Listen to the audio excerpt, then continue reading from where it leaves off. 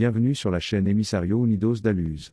Si vous aimez cette histoire d'expérience de mort imminente, pensez à l'aimer et à vous abonner à la chaîne. Commençons maintenant par l'histoire. Avant mon expérience de mort imminente, j'étais très critique envers les gens, et j'étais encore plus critique envers l'idée de Dieu. Je ne croyais vraiment pas à la possibilité de l'existence d'un Dieu, alors quand je suis mort en tant qu'être humain misérable. Au moment de mon EMI, me sentant mal aimé par ma famille, je n'osais pas rentrer chez moi même si j'étais malade, et c'est à cause de la nature précaire de cette maladie que je suis mort subitement un matin. En quittant mon corps, je l'ai vu résonner de vagues d'énergie aux couleurs de l'arc-en-ciel avant que mon monde ne s'assombrisse. Dans mon corps spirituel, j'ai commencé à faire le point sur ma vie et, de mon point de vue élevé, j'ai pu comprendre les émotions profondément ancrées qui ont profondément influencé mes choix et, souvent de manière troublante, déterminé mes réactions. Cette revue de vie a également révélé les désirs de mon cœur et de mon âme qui ont guidé mon parcours et le chemin que j'ai suivi. À ma grande déception, j'ai compris pour la première fois pourquoi j'avais si souvent rejeté l'amour et comment mes peurs et ma fermeture d'esprit avaient façonné ma vision étroite de la vie. En raison de la tristesse, des remords et des regrets que ces réalisations ont fait naître, j'ai senti l'obscurité se refermer sur moi tandis que mon âme s'effondrait sur elle-même, formant un vide ou un trou noir. En descendant dans cet abîme de chagrin et de regrets, j'étais entouré de millions d'âmes, vivantes et mortes, souffrant dans la solitude de la désolation dévorante de l'enfer qu'elles s'étaient créée. J'avais l'impression d'avoir passé une éternité en enfer lorsque je fus soudainement secouru par un ange qui, après m'avoir extrait de ce gouffre désolé et désespéré, m'a porté dans le royaume de la lumière. « Es-tu Dieu ?» demandai-je à la lumière omniprésente et toujours présente de l'amour inconditionnel, tandis que je la regardais avec émerveillement et stupeur. En réponse, je reçus un sourire d'une silhouette qui apparut dans la lumière, une silhouette dont l'apparence et la façon dont il irradiait un immense amour, une compassion et un pardon immense, je reconnus immédiatement comme étant celle de Jésus-Christ. Bien que je considérais l'histoire de Jésus comme une fable, en sa présence je me sentais si béni de recevoir et d'assimiler à tous les niveaux de mon être l'amour inconditionnel qu'il irradiait. Alors que la lumière de l'amour divin pénétrait, inondait et transformait mon être, je vis dans la lumière une fleur de lotus en perpétuelle floraison où chaque pétale prenait la forme d'une des multiples formes de Bouddha. Puis la lumière se transforma en le Seigneur Krishna à la peau bleue irisée et scintillante, exsudant un amour doux mais puissant, avant de se transformer une fois de plus en le grand Allah. La lumière continua à se transformer en les diverses formes de Dieu, et dans ce courant de conscience divine, tous les dieux étaient valables et très réels, et de qui venaient-ils ? J'ai reçu l'amour divin. Suis-je au paradis ? Ai-je demandé. Oui, et tu l'as toujours été, car l'univers et tout ce qui est dans l'univers est déjà un avec le paradis et a été depuis avant le commencement des temps, a répondu la lumière. Qui ou qu'est-ce qui est le plus vrai ou le plus grand Dieu de tous ? Ai-je demandé, mais malgré mes nombreuses tentatives, je ne pouvais obtenir que le silence de la lumière.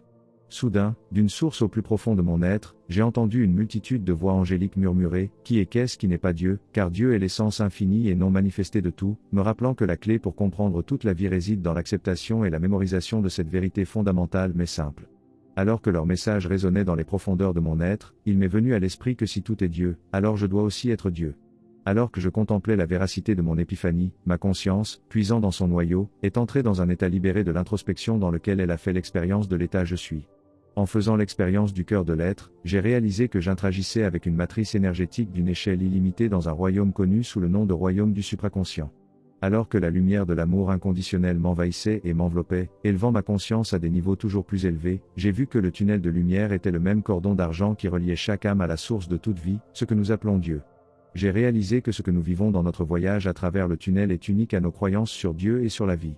Pourquoi les humains sont-ils si mauvais ? Pourquoi détruisons-nous notre planète et les uns les autres ? Ai-je demandé à la lumière. En réponse à ma question, la lumière, tout en m'attirant dans son champ d'action, a révélé ma nomination comme l'une des innombrables âmes dont la toile d'interconnexion forme le réseau de la roue de lumière arc-en-ciel des soi supérieurs humains.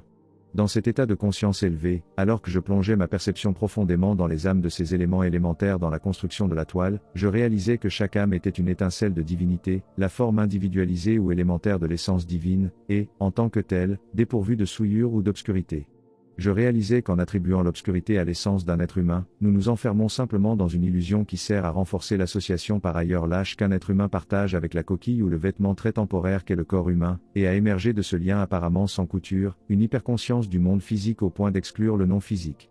Soudain, comme l'explosion d'une bombe atomique, tout mon être explosa au-delà de ses limites en fusionnant avec la lumière omniprésente, éternelle et illimitée de l'amour divin. En unité avec la lumière de l'amour et de l'intelligence divine, j'étais capable de comprendre tout ce qui éveillait ma curiosité, et même des concepts qui étaient entièrement nouveaux pour moi.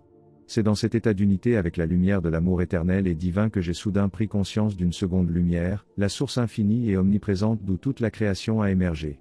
Tandis que je contemplais la lumière primogénitrice, l'absolu illimité qui transcende le temps et l'espace, j'ai pris conscience de sa nature divine en tant qu'incarnation de l'amour et de l'intelligence divine. Dans le domaine de la lumière divine, j'ai appris que la connaissance acquiert un sens lorsqu'elle est tempérée par l'expérience, et pour cette raison, Dieu a créé l'univers manifeste. J'ai également appris que la création elle-même est l'absolu divin qui prend vie dans une expérience vibratoire et que nous sommes, en fait, cette création même. J'ai appris que tout dans l'univers cherche à faire l'expérience, et que l'expérience elle-même est le mécanisme par lequel Dieu évolue, et en tant que ceux qui font l'expérience, nous sommes à la pointe de l'évolution de Dieu. Jésus m'a expliqué en détail. Dieu, par l'illusion de la séparation, a créé la conscience individuelle afin que, par l'expérience, on puisse voir au-delà de l'illusion et redécouvrir ses origines divines. Au travers de l'expérience de la vie, l'âme se révèle sa nature divine en passant par un processus d'autodestruction et d'autocréation, évoluant vers un être doté d'un état de conscience toujours plus élevé et plus étendu. Malgré les troubles et les chagrins que vous abritez en vous, vous ressentez toujours un sentiment d'émerveillement et d'excitation à l'idée de vivre dans le monde, de vous expérimenter et de vous recréer à nouveau. Votre excitation est l'excitation de Dieu, la raison même pour laquelle Dieu a créé l'univers, l'illusion de la séparation et le monde expérientiel en premier lieu. Lorsque vous vous êtes lancé dans votre voyage, vous avez affronté le mal, la peur et l'ignorance avec seulement un vague souvenir de l'endroit auquel vous aspiriez, l'endroit que vous appelez votre foyer. Cependant, rentrer chez vous maintenant, c'est, en un sens, retourner à un état qui est derrière vous, car la création elle-même a changé à la suite de votre voyage. À la fin de votre voyage, vous aurez atteint un niveau de conscience qui transcende la conscience de dualité lorsque vous embrasserez la conscience de la Trinité. En devenant cet être à la conscience accrue et élargie, vous aurez élargi la création de Dieu en devenant la nouvelle création de Dieu. Dieu aura dépassé lui-même ou elle-même lorsque la conscience trinitaire, la conscience christique, deviendra la conscience dominante sur terre. Celui qui aura évolué jusqu'au niveau de la conscience christique et accepté sa divinité habitera la nouvelle terre. Il sera devenu un avec son moi divin, une divinité évoluée à travers l'expérience de la dualité.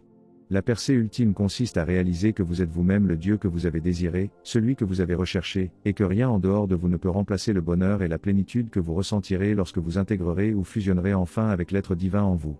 Je remercie Dieu chaque jour pour tout ce qui m'a été montré pendant mon EMI, pour tout ce que j'ai appris, et surtout pour avoir expérimenté la lumière et l'amour de Dieu, la lumière au cœur de toute la création. Je suis profondément reconnaissant d'avoir été montré que, malgré ce que les choses peuvent sembler, nous sommes vraiment là les uns pour les autres et que nous sommes, en fait, un. Cela me procure une immense joie de savoir que nous sommes ici sur Terre pour vivre la vie avec enthousiasme et émerveillement, alors que nous nous recréons continuellement en êtres de conscience évolués, avec le but ultime de fusionner un jour avec l'amour inconditionnel de Dieu au plus profond de nous-mêmes.